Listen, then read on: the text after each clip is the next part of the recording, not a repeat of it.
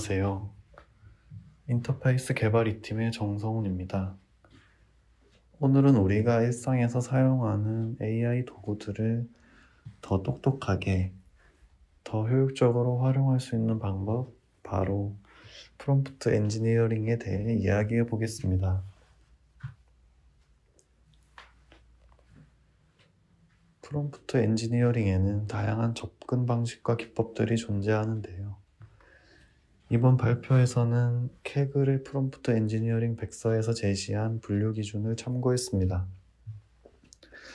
물론 이 분류는 절대적인 기준은 아니며 실제 업무나 프로젝트 상황에 맞춰 유연하게 커스터마이징해서 사용하는 것이 가장 중요합니다.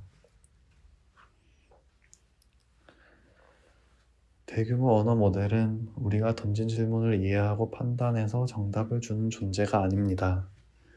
실제로는 지금까지 입력된 문맥을 바탕으로 다음에 올 단어가 무엇인지, 그리고 가장 가능성 높은 단어를 예측해 나가는 확률 기반 시스템이에요. 그렇기 때문에 같은 질문이라도 어떻게 말하느냐에 따라 모델의 반응이 달라질 수 있습니다. 결국 우리가 원하는 방향으로 모델을 유도하려면 그에 맞는 정확한 지시가 필요하겠죠. 프롬프트는 바로 그 지시 역할을 합니다. 단순한 질문이라기보다는 모델에게 어떤 역할을 수행해야 하는지, 그리고 어떤 형식으로 답해야 하는지를 알려주는 일종의 설계도이자 작업 지시서라고 생각하시면 됩니다. 그래서 프롬프트 엔지니어링은 단순히 질문을 잘하는 법이 아니라 내가 AI에게 어떤 맥락과 목적을 전달하고 싶은지를 명확하게 정의하는 과정이에요. 특히 복잡한 업무일수록 애매한 질문보다 잘 정의된 프롬프트가 훨씬 나은 결과를 만들어냅니다. 이제부터 그런 기법들을 하나씩 살펴보겠습니다. 가장 기본적인 두 가지 프롬프트 방식입니다. 제로샷은 말 그대로 예시 없이 질문만으로 바로 모델을 작동시키는 방식입니다. 예를 들어, 이 문장이 긍정인지 부정인지 판단해줘 같은 간단한 분류 작업에는 제로샷 방식이 잘 작동합니다. 빠르게 실험하고 싶은 경우에 적합하죠. 반면 퓨샷은 질문과 함께 몇 개의 예시를 제시합니다. 예를 들어, 두세 개의 입력 출력상을 보여주고 모델에게 이런 식으로 해달라고 알려주는 방식이에요. 형식이나 어투를 맞춰야 하거나 복잡한 논리를 따라야 하는 작업에서는 퓨샷이 훨씬 유리합니다.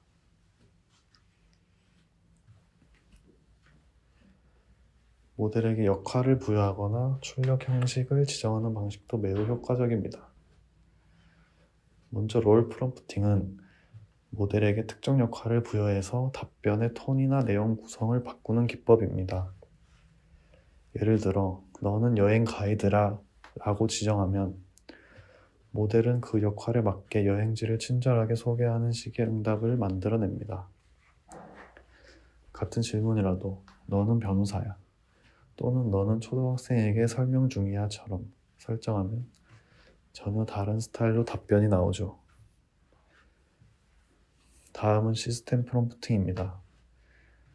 이건 모델에게 어떤 형식으로 결과를 출력해야 할지를 명확히 지시하는 방식이에요. 예를 들어 감정 분석 결과를 제이슨으로 반환해줘 라고 하면 키와 값이 구조화된 데이터로 응답을 받을 수 있어서 후처리나 자동화 작업에 바로 활용할 수 있습니다. 이 두 방식은 모델이 무엇을 할지뿐 아니라 어떻게 말할지까지 제어할 수 있다는 점에서 실제 업무에 적용할 때 매우 강력한 도구가 됩니다.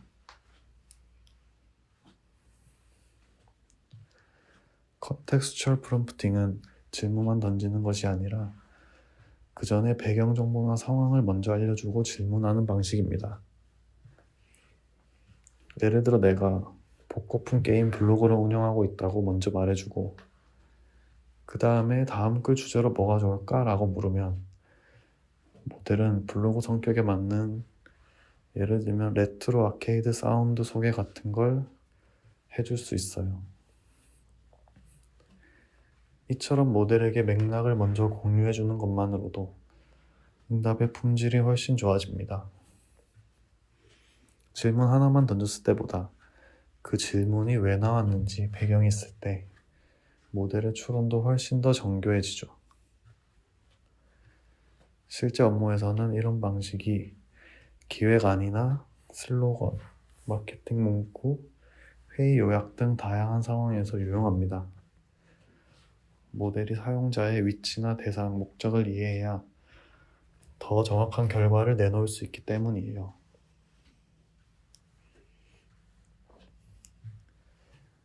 COT는 모델이 어떤 문제를 풀 때 생각의 흐름을 단계적으로 정리하게 유도하는 기법입니다. 보통은 질문만 하면 바로 정답을 말하는데 COT에서는 바로 답하지 않고 그 과정을 먼저 적어줘라고 요청합니다. 즉 답을 내기까지의 중간 사고 과정을 풀어쓰게 만드는 거예요. 이런 방식은 복잡한 추론이나 수학 계산, 논리적인 의사결정이 필요한 질문에 특히 효과적입니다. 단순한 정답뿐 아니라 신뢰할 수 있는 근거가 함께 제공되기 때문이에요.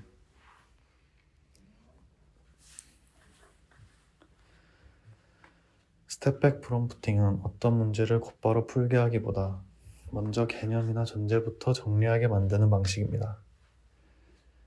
예를 들어 이 문장의 감정을 분석해줘라고 하기 전에 먼저 감정 분석이란 무엇인지 설명해줘라고 요청한 다음 그 다음에 실제 문장을 분석하도록 이어가는 거죠.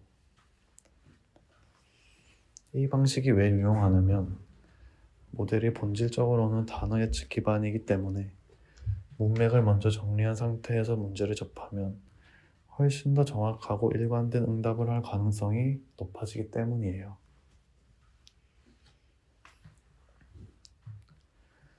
셀프 컨시스턴시는 같은 질문을 여러 번 시키고 그 중에서 가장 자주 나온 답을 선택하는 방식입니다. 쉽게 말하면 AI에게 5번 물어보고 다수결로 판단하는 기법이에요. 왜 이렇게 하냐면 모델은 질문을 받을 때마다 조금씩 다른 사고 흐름으로 답을 만들 수 있어요. 그래서 어떤 문제는 한 번만 물어보면 불안정하거나 편향된 결과가 나올 수 있죠.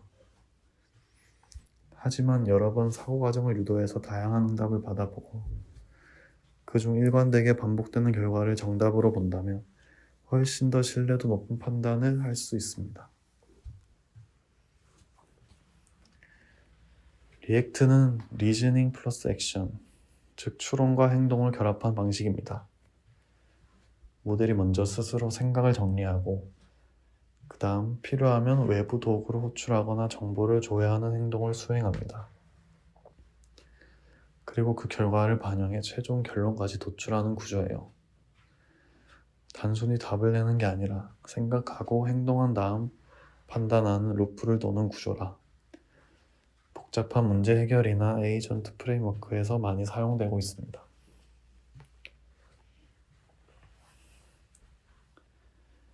개발자라면 코드 작업에서도 프롬프트를 적극적으로 활용할 수 있습니다. 단순히 텍스트 요약이나 분류뿐 아니라 코드 생성하거나 코드를 설명하고 디버깅하거나 테스트하는 것까지 대부분의 개발 업무에 적용할 수 있어요. 여기서 중요한 포인트는 결과 형식을 제이슨으로 해달라거나 설명의 주석을 포함해 달라거나 하는 구체적인 요청을 함께 넣는 것입니다. 이런 요청들이 들어가면 모델의 응답도 더 일관되고 실무에서 바로 활용하기 쉬운 형태로 나옵니다. 정리하자면 프롬프트는 단순한 입력이 아니라 설계 언어입니다. 명확하게 쓰면 강력한 도구가 되고 불명확하면 엉뚱한 방향으로 흘러가기도 하죠. 오늘 소개한 여러 기법들은 거창한 기술이 아니라 지금 우리가 쓰고 있는 AI를 조금 더 활용하기 위한 방법들입니다. 한 번에 다 적용하실 필요는 없고 업무 속에서 한 줄의 프롬프트라도 의식적으로 써보시면 좋을 것 같습니다. 들어주셔서 감사합니다.